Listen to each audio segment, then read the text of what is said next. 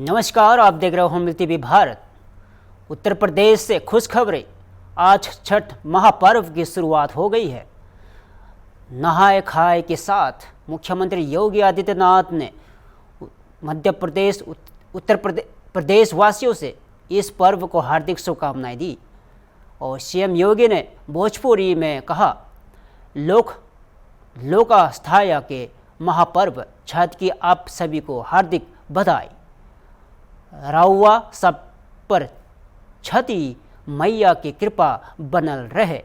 उन्होंने इस कठिन व्रत रखने वाली माताओं और बहनों के लिए विशेष मंगल कामना व्यक्त की। योगी आदित्यनाथ ने कहा कि छठ महापर्व प्रकृति, साधना और निस्वार्थ सेवा का अनुपम संगम है। सूर्य पूजा के माध्यम से यह पर्व जीवन में प्रकाश, ऊर्जा और संतुलन का संदेश देता है। छठ महापर्व केवल पूजा नहीं, बल्कि हमारी सांस्कृतिक और आध्यात्मिक धरोहर का प्रतीक है। और मुख्यमंत्री ने सभी से अपील की है कि छठी मैया की कृपा हम सब पर बनी रहे।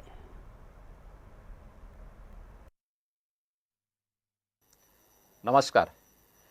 सूर्योपासना और लोक आस्था के महापर्व छठ की आप सभी को हार्दिक बधाई।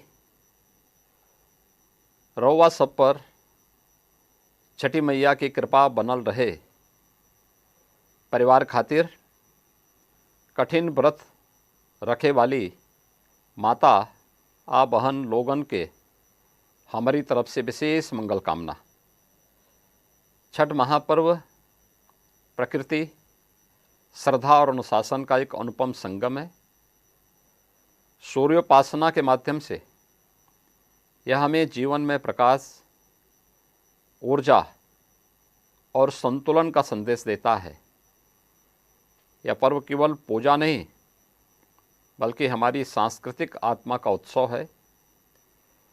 छठी मैया की कृपा से सभी व्रती अपने संकल्प में सफल हों, स्वास्थ्य, सुख और समृद्धि का जीवन पाएं और यह महान परंपरा पीढ़ी दर पीढ़ी सतत जारी रहे, यही मेरी कामना है। जय छठी मैया। मध्य प्रदेश के राजधानी भोपाल में आज आत्मनिर्भर भारत संकल्प अभियान के तहत हुजूर विधानसभा सम्मेलन का आयोजन किया गया। यह सम्मेलन विधायक रामेश्वर शर्मा द्वारा आयोजित किया गया, जिसमें भोपाल के प्रभारी मंत्री चैतन्य कश्यप मुख्य अतिथि के रूप में शामिल हुए। कार्यक्रम युवा सदन में आयोजित हुआ, जहां हुजूर विधानसभा क्षेत्र के भाजपा पदाधिकारी, कार्यकर्ता, व्यापारी और सैकड़ों नागरिक मौजूद रहे। सम्मेलन में स्वदेशी अपनाओ, आत्मनिर्भर भारत बनाओ का संकल्प लिया गया। प्रधानमंत्री नरेंद्र मोदी का आत्मनिर्भर भारत का आह्वान अब जन आंदोलन का रूप ले चुका है। देश भर में लोग स्वदेशी उत्पादों के उपयोग के लिए आगे आ रहे हैं और स्थानीय उद्योगों को प्रोत्साहन मिल रहा है।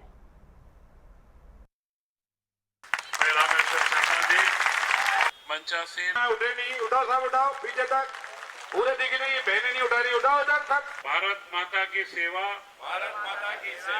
और सम्मान के लिए चाइना की थी क्या, अमेरिका की थी क्या, ऑस्ट्रेलिया की थी क्या, इंग्लैंड की थी क्या, कहाँ की थी? अरे हाथ उठाकर स्वदेशी ताली बजाकर बताओ, भारत की वैक्सीन थी, भारत के विज्ञान। और ये कैसे संभव हुआ? मोदी जी के कारण। उन्होंने कहा तैयार करो, वो प्रयोग करके तय करो अगर अपनी। और कितने लोग देशों को दिया हमने? 100 देशों को। कितने? 100 देश, 100 देशों को। ये है हमारा स्वदेशी अभियान। जब हम आत्मनिर्भर बनेंगे, अमेरिका कहता है हम बहुत बड़े हैं, दवाएं तो हमसे लेता है। अभी सबसे ज्यादा टैक्स हमारी दवाओं पे ही लगा रहा था। अब धीरे धीरे सुर बदले। क्यों? उसको समझ में आ गया, मैं चाय जितना बंदर जैसा उछक लूं, शेर तो शेर ही है और हिंदुस्तान शेर है, इससे लड़ा नहीं जा सकता, इससे लड़ा नहीं जा सकता, इससे टकराया नहीं जा सकता। और इसलिए भारत के स्वाभिमान को, भारत को जन जन तक पहुंचाने का काम नरेंद्र मोदी जी ने किया है। आज आत्मनिर्भर भारत बन रहा है, गांव में रोजगार के अवसर खड़े हो रहे हैं, कितनी फैक्ट्री, कितने उद्योग की क्या प्लानिंग हो रही है ये बताएंगे। मैं केवल आपसे यही प्रार्थना करता हूं, हम अपनी जिंदगी में कोशिश करें अधिक से अधिक स्वदेशी वस्तु का उपयोग करें। जो बहुत ही अति जरूरी है और जिसका हम उपयोग करना जरूरी मानते हैं, उसको छोड़कर अगर वो भारत में नहीं बनती है तो बात अलग है। और भारत में तो मैं लगता है सब बनता है। अब तो सूरज भी भारत ही बना रहा है, और कौन बना रहा है उसके पास है क्या, मुझे बताओ। सबसे पहले सूरज की प्रार्थना हमने की, सबसे पहले सूरज को हमने पूजा, पानी को हमने पूजा, पेड़ों को हमने पूजा, हवा को हमने पूजा, आग को हमने पूजा। तुम्हें तो कुछ ना पूजा आता है ना पाठ आता है, तुम्हें तो कुछ आता ही नहीं। हाथ पकड़ो, जू जू जू करो, बस इतने से ज्यादा क्या आता है। और हमने कोरोना में बता दिया कि ज्यादा हाथ चाटने से काम नहीं चलेगा, हाथ जोड़ने से ही काम चलेगा। और इसलिए भारत ने दुनिया को कहा कि नमस्ते ही एकमात्र साधन है जो एक दूसरे को जिंदा रख सकती है। और इसलिए गांव, गरीब, पहलवान सब लोग जानते थे 100 साल नहीं 1000 साल पहले से कि हाथ जोड़कर राम राम करोगे तो सामने का दिल भी पिघल जाएगा। गले मिले कि नहीं मिले, पर दिल मिलकर हिंदुस्तान आगे बढ़ जाएगा। मेरा हिंदुस्तान तब से आगे बढ़ रहा है और आज आत्मनिर्भर भारत की ओर हम आगे बढ़ रहे हैं। ये अभियान लगातार चलेगा। कब तक, कब तक बताओ, कब तक? अरे जब तक हम आत्मनिर्भर नहीं हो जाते। और 2047 का जब डंका बजेगा तो लाल किले की प्राचीर पर भाजपा का प्रधानमंत्री खड़े होकर, नरेंद्र मोदी जैसे नेता खड़े होकर कहेंगे, आज भारत सब चीजें बनाकर तैयार कर रहा है, मेरा देश स्वदेशी है और मेरा आत्मनिर्भर भारत बनकर तैयार खड़ा है। दुनिया की सबसे बड़ी अर्थव्यवस्था में हम खड़े हो जाएंगे। हम दुनिया को चुनौती भी देंगे और दुनिया की मानवता की रक्षा भी अगर कोई करेगा तो वो मेरा भारत कर सकता है। मैं ज्यादा बात नहीं कहते हुए केवल आपसे यही प्रार्थना करूंगा कि हम घर घर स्वदेशी अभियान चलाएं। और ये सौभाग्य की बात है कि ऐसे अभियान के समय जिसने हिंदुस्तान के अंदर स्वदेशी भावना का जागरण किया हो, जिनने हिंदुस्तान के जनमानस में स्वाभिमान की भावना का जागृत किया हो, जिनने हिंदुस्तानी को हिंदुस्तानी बनाने के लिए तैयार किया हो, जिसने बाल काल से लेकर जिंदगी भर सामाजिक सेवा के साथ राष्ट्र सेवा का व्रत धारण किया हो, ऐसे राष्ट्रीय स्वयंसेवक संघ के भी शताब्दी वर्ष है। शताब्दी वर्ष में हमारी कोशिश है कोई घर छूटे नहीं, जहां अंधेरा है हर घर को रोशन करेंगे और भारत माता की सेवा में उस घर को भी तैयार करेंगे, उस घर को भी जोड़ने का काम। इस दीपावली को देश ने प्रधानमंत्री जी की प्रेरणा से वोकल फॉर लोकल के रूप में मनाया और स्थानीय उत्पादों को बल मिला है और विक्रेताओं की दीपावली भी खुशियों से भरी रही। अब पूरा देश आत्मनिर्भरता की उड़ान भरने को तैयार है और सम्मेलन में उपस्थित लोगों ने संकल्प पत्र पर हस्ताक्षर करते हुए यह प्रतिज्ञा ली कि वे स्वदेशी वस्तुओं का प्रयोग बढ़ाएंगे और आत्मनिर्भर भारत के निर्माण में सहयोग करेंगे। कार्यक्रम के अंत में स्वदेशी उत्पादों की प्रदर्शनी भी लगाई गई और जनप्रतिनिधियों का कहना है कि यह अभियान स्थानीय उद्योगों और रोजगार को नई दिशा देने वाला साबित होगा। नेता के बाद में बोलना मतलब एक चुनौती भरा काम,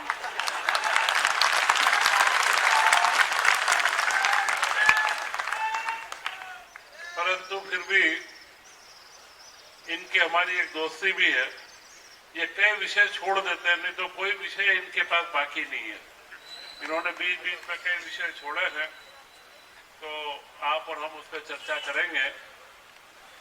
मंचासीन सभी ग्रामीण भोपाल के मंडल अध्यक्ष व अन्य पदाधिकारी बंधु तथा सबसे महत्वपूर्ण है यहाँ पर उपस्थित सभी प्रमुख कार्यकर्ता, हुजूर क्षेत्र के इस 10 साल में और एक छोटा सा कार्यकाल 4-5 साल का अटल जी का था।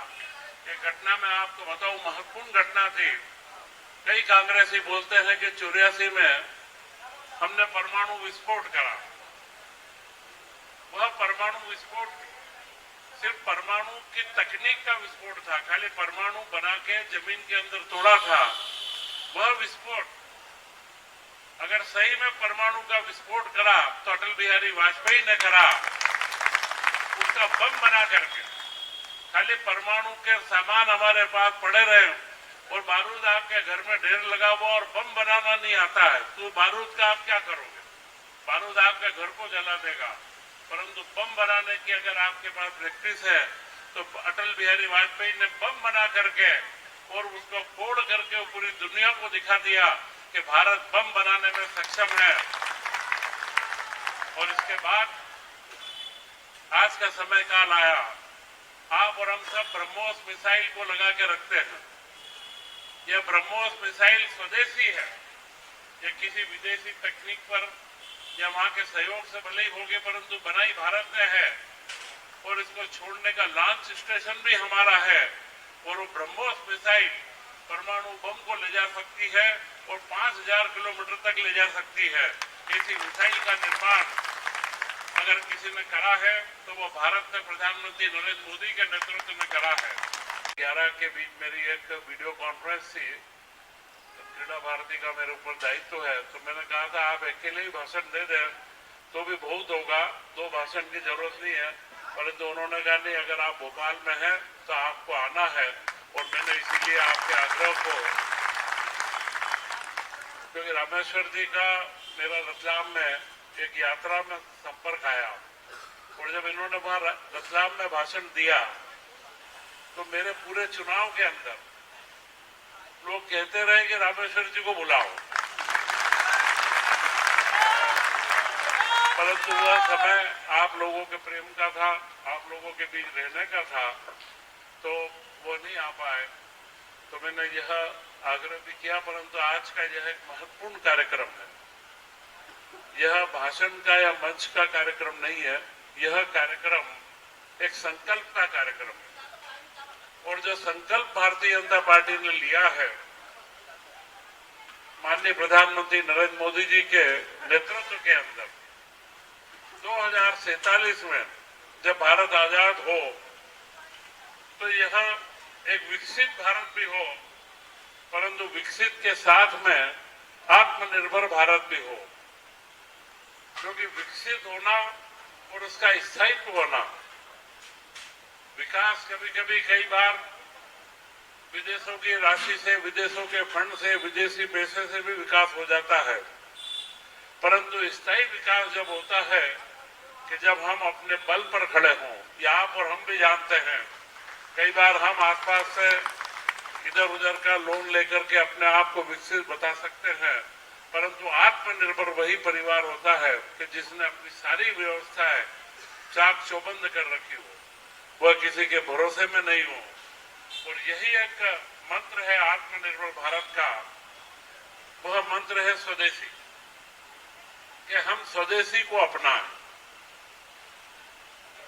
कांग्रेस की बात अभी रामेश्वर जी ने।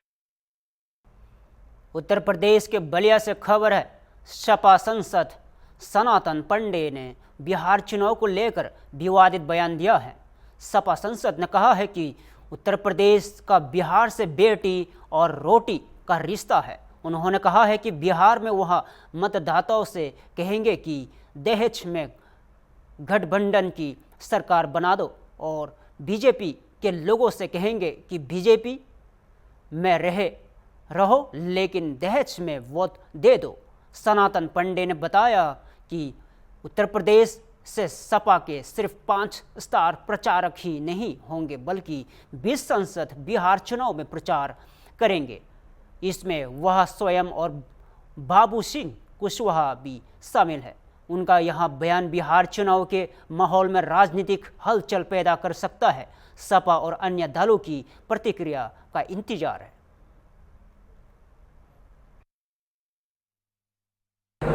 संसदीय बिहार में चुनाव है, समाजवादी पार्टी ने आजम खान को भी और अफजाल अंसारी को वहाँ स्टार प्रचारक बनाई है। बिहार में आजम खान और अफजाल अंसारी इंडिया गठबंधन में फेवर में कितना एक माहौल बना पाएंगे, क्या लगता है? देखिए, दुर्भाग्य है कि इंडिया गठबंधन सरकार में नहीं है। बिहार की जनता ने जो है महसूस नहीं किया था कि विपक्ष जो है इतनी भारी भरकम संख्या लेकर के आएगा। हमारे सीट में गठबंधन की सीट और बीजेपी की सीट, जो गठबंधन की सीट में 12 सीटों का अंतर है। 230 सीट हमारे पास और उनके पास 242 सीट है। उनके बहुमत की सरकार नहीं है, उनकी सरकार बैसाखी पर चल रही है। उनके 2 वजूद बैसाखी मिल गया। वो एक बैसाखी नीतीश कुमार के रूप में मिला और दूसरा बैसाखी जो है चंद्रबाबू नायडू के रूप में मिल गया। इसलिए हम सरकार से बाहर हो गए। अगर जनता को महसूस होता कि नहीं वास्तव में विपक्ष इतनी मजबूती के साथ आ रहा है तो आज हम सरकार में होते। और आज मजबूती के साथ पूरा हमारा जो गठबंधन है हर चुनाव को बड़ी बारीकी से लड़ने का काम कर रहा है। ऐसा नहीं है कि सिर्फ जाल अंसारी और आजम खां को वहाँ का स्टार प्रचारक बनाया गया है। स्टार प्रचारक के नाम पर आपके भी ज़िले का सांसद शांतनु पांडे का भी नाम उसमें शामिल है। शांतनु पांडे जी के भी नाम शामिल है, बाबू सिंह कुशवाहा भाई के नाम शामिल है। समाजवादी पार्टी के 20 लगभग सांसद जो है बिहार में जाएंगे और गठबंधन के पक्ष में जो वोट मांगने का काम करेंगे। उसके नीचे और पढ़ेंगे तो उसमें 20 नाम आ जाएगा। बड़े जो नाम चेहरे तो उसका नाम ऊपर कर दिया जाता है, क्योंकि हम लोग तो अभी कार्यकर्ता के श्रेणी में है ना। ये लोग नेता हैं, लेकिन हम लोग कार्यकर्ता से आपके आशीर्वाद के बदौलत हम लोग भी नेता बन गए हैं। आगे पीछे हम लोग को भी नाम आ जाता है तो हम लोग को भी खुशी होती है। और मैं अपने को उस दिन बहुत गौरवान्वित महसूस करता हूँ कि बलिया का प्रतिनिधि करने वाला सांसद जो है समाजवादी पार्टी का अपने नेता के निगाह में है। इसके लिए मैं अपने नेता को बहुत बहुत धन्यवाद देना चाहता हूँ। बिहार के चुनाव में उत्तर प्रदेश के नेताओं का कितना बड़ा रोल होगा? देखिए आपको मैं अखिलेश यादव भी जा रहे हैं, डिम्पल भी जा रही है, अफजाल भी जा रहे हैं, आजम जा रहे हैं। यहाँ से मुख्यमंत्री योगी आदित्यनाथ भी एक स्टार प्रचारक के रूप में बिहार में रहेंगे। देखिए बगल में आरा है। आरा से जो है कम्युनिस्ट पार्टी के सांसद सुदामा प्रसाद जी हैं। जब मैं सांसद बनकर दिल्ली गया तो उन्होंने कहा कि बाबा आपने ऐसा ललकारा, आपने ऐसा स्टेटमेंट दिया कि उसी को हम जीत गए। क्या उन्होंने कहा कि आपने ऐसा ललकारा या तो हमारी लाश जाएगी या तो कलेक्टर की लाश जाएगी। वही हवा हमारे यहाँ में बही और हम लोग भी बगल की सारी सीटें जीत गई। 2 कम्युनिस्ट के सांसद बगल से जीत गए। हमारे जो है सुधाकर सिंह जो है बक्सर से जीत गए। और उस हवा के कारण जो है हमारे ज़िले के भी जुड़ा हुआ एक सांसद जीत गया। एक हवा बही थी तो बलिया का जो आवाज़ थी उस आवाज़ को मैंने उभारा तो उसको पूरे देश ने पसंद किया। उस समय उसको जो है तेजस्वी जी ने भी अपने पोर्टल पर डाला, राजीव रंजन पप्पू जी ने भी पोर्टल पर डाला और तमाम नेताओं ने उसको अपने पोर्टल पर डालने का काम किया था। तो उत्तर प्रदेश का तो बिहार से हमारा तो अधिक लगाव है।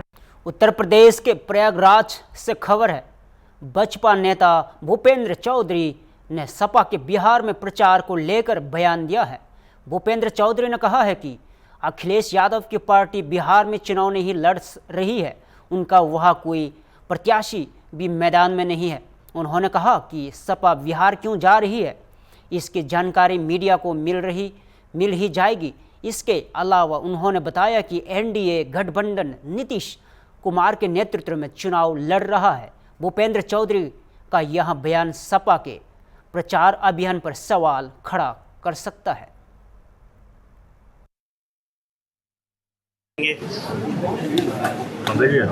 भारत के लौह पुरुष और हमारे पहले गृह मंत्री सरदार पटेल जी का 150वीं जयंती के जो कार्यक्रम है उसे भारतीय जनता पार्टी ने समारोह पूर्वक हम लोगों ने मनाने का निर्णय लिया है। उसमें 3 प्रकार के कार्यक्रम पार्टी ने निर्धारित किए हैं। पहला कार्यक्रम उनकी जयंती के दिन 31 अक्टूबर को हम लोगों ने रन फॉर यूनिटी का तय किया है। सभी जिलों में हमारे खिलाड़ी, व्यापारी, समाज का नेतृत्व करने वाले सभी लोग उसमें भाग लेंगे। और दूसरा अभियान हमारा सभी विधानसभाओं में पदयात्रा का है। वो पदयात्रा 8 से 10 किलोमीटर सब विधानसभा को चिन्हित करके हम तय कर लेंगे, उसमें पदयात्रा हम लोगों को निकालेंगे। और तीसरा कार्यक्रम सरदार पटेल जी के जन्म स्थान से लेकर एक पूरी यात्रा है 150 किलोमीटर की, उसमें देश भर के हमारे युवा भाग लेंगे। हमारे राज्य से भी 5 प्रत्येक जिले से युवाओं को उसमें प्रतिभाग करने का पार्टी ने निर्णय लिया है। और निश्चित रूप से सरदार पटेल जी का जो हमारे देश में, हमारे जीवन में महत्व है, और सरदार पटेल जी के कारण जो 562 रियासतें थीं उनका एकीकरण भारत में हुआ, ये उनका प्रयास है कि यही कारण आज जो भारत का स्वरूप, हम भारत का नक्शा देखते हैं, उसमें सरदार पटेल जी का योगदान है और उसकी चर्चा हम सब लोग करेंगे। अच्छा सर, भोपाल से बड़ी खबर, राजनीतिक खबर। पूर्व मुख्यमंत्री दिग्विजय सिंह ने छिंदवाड़ा में कोल्ड ड्रिफ्ट दवा से बच्चों की मौत के मामले में सरकार पर कड़ी टिप्पणी की है। दिग्विजय सिंह ने सवाल उठाया है कि 2 सितंबर से लगातार बच्चों की हालत बिगड़ रही थी, लेकिन 2 अक्टूबर को स्वास्थ्य मंत्री ने दावा किया कि क्लीन चिट दे दी। उन्होंने पूछा, क्या स्वास्थ्य मंत्री का इस्तीफा नहीं होना चाहिए? पूर्व सीएम ने सरकार से कई सवाल किए हैं। और क्या प्रभारी मंत्री और जिला कलेक्टर ने कभी बैठक की? Drugs controller general of the India ने केवल 9% कंपनियों का निरीक्षण क्यों किया, जबकि 36% फेल हुई? और 2023 में जुर्माना वसूल कर भी बिक्री क्यों जारी रही? और दिग्विजय सिंह ने प्रधानमंत्री नरेंद्र मोदी से मांग की है कि स्पेशल इन्वेस्टिगेशन टीम बनाई जाए जो सुप्रीम कोर्ट के जज की निगरानी में काम करे। उन्होंने कहा कि सरकार की यहाँ विफलता और उप मुख्यमंत्री स्वास्थ्य मंत्री को इस्तीफा देना चाहिए। तो इस पर क्या कह सुनिए। क्वालिटी फर्स्ट प्रोक्योरमेंट मॉडल क्यों नहीं अपनाया गया? फिर भी उन पर कार्रवाई नहीं हुई। नकली दवाई बनाओ, लोगों को मारो और हमें चंदा दो, भाजपा का ये कार्य करने का तरीका है। भारतीय जनता पार्टी की फार्मा फंडिंग के कारण नियामक संस्थाओं को अपना कार्य नहीं करने दिया जा रहा है। जो नियामक संस्थाएं हैं जिनके बारे में स्वास्थ्य केंद्र मंत्री और मुख्यमंत्री, राज्यों के मुख्यमंत्री, वो बैठक ले रहे हैं कि नहीं ले रहे हैं? ले रहे हैं तो कब बैठक हुई, उसमें क्या निर्णय हुआ बताएं। WHO के अनुमान के अनुसार 10 से 25% दवाएं स्पूरियस, फेक या नॉट ऑफ स्टैंडर्ड क्वालिटी होने से सरकारी कोष को सालाना 52,000 करोड़ रुपए का नुकसान क्या नहीं हो रहा है? एंटी माइक्रोबियल रेजिस्टेंस से 49,000 अतिरिक्त मौतें हो रही हैं। फिर भी निरीक्षकों की संख्या WHO मानक से 70% कम क्यों है? सरकार 1 दशक से भी पर्याप्त निरीक्षक की भर्ती क्यों नहीं कर रही है? मध्य प्रदेश में एक भी टेस्टिंग लैब नहीं है, सब टेस्टिंग प्राइवेट लैब में हो रहा है। ये क्या कारण है? क्या उसमें आवश्यकता नहीं थी? अब हमारा मुख्य सचिव से ही सवाल है। राज्य मुख्य सचिव राज्य स्थायी समिति की स्वास्थ्य समिति की गवर्निंग बॉडी के अध्यक्ष हैं। उन्होंने active pharmaceutical ingredient testing method of analysis और गुड मैन्युफैक्चरिंग प्रैक्टिसेस चेक करने का क्यों अंदर नजरअंदाज किया? क्या उनकी जवाबदारी तय नहीं होती है? कंट्रोलर एंड ऑडिटर जनरल 2023 ने Madhya Pradesh public health services corporation पर देरी और अतिरिक्त खर्चे का आरोप लगाया था। फिर भी मुख्य सचिव जी ने इस पर कोई कार्रवाई की कि नहीं की? ये सवाल तथ्यों पर आधारित हैं। तमिलनाडु ड्रग्स कंट्रोल डिपार्टमेंट की रिपोर्ट 3 अक्टूबर, केंद्रीय औषधि मानक नियंत्रण कंट्रोल सर्कुलर 4 अक्टूबर, autopsy report government medical college Nagpur और नियंत्रक एवं महालेखा परीक्षक ऑडिट से साबित होता है कि किस तरह जहरीली सिरप का व्यवसाय कमीशन खोरी के कारण चलता रहा। अब अमूमन तौर पर ये निर्देश हैं हर ड्रग इंस्पेक्टर को फार्मास्यूटिकल कंपनी के बनाई हुई दवा के हर बैच के एक टेस्ट सैंपल कराना चाहिए। क्या टेस्ट सैंपलिंग हो रही है? अगर हुई है तो कब कब हुई है, कितनी कितनी हुई है, कितनी प्रतिशत हुई, उसकी जानकारी होना चाहिए।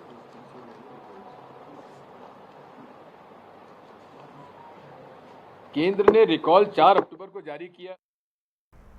फिलहाल के लिए इतना ही। ताज़ा खबरों के लिए देखते रहो हम टीवी भारत।